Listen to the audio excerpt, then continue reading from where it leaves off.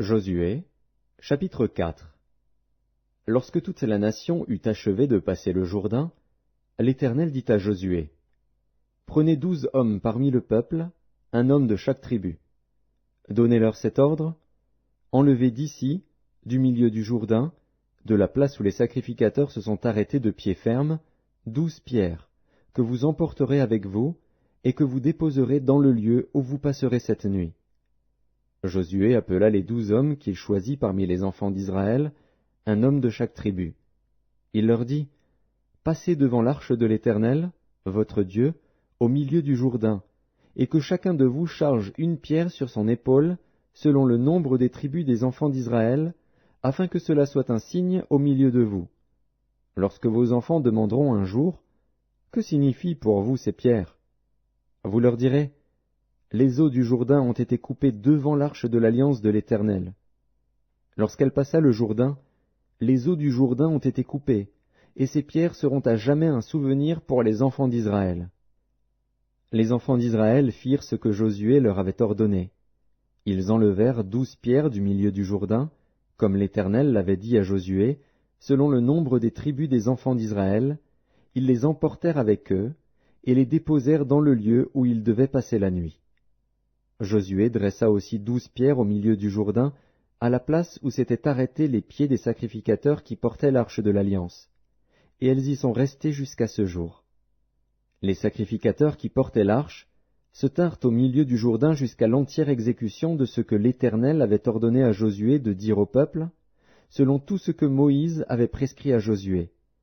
Et le peuple se hâta de passer. Lorsque tout le peuple eut achevé de passer, l'arche de l'Éternel et les sacrificateurs passèrent devant le peuple. Les fils de Ruben, les fils de Gad et la demi-tribu de Manassé passèrent en armes devant les enfants d'Israël, comme Moïse le leur avait dit. Environ 40 000 hommes, équipés pour la guerre et prêts à combattre, passèrent devant l'Éternel dans les plaines de Jéricho. En ce jour-là, l'Éternel éleva Josué aux yeux de tout Israël, et ils le craignirent, comme ils avaient craint Moïse tous les jours de sa vie.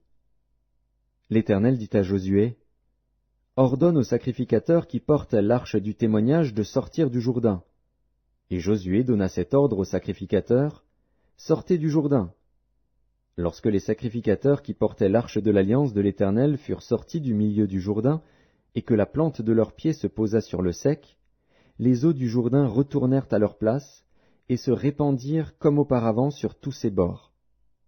Le peuple sortit du Jourdain le 10e jour du 1er mois, et il campa à Gilgal, à l'extrémité orientale de Jéricho.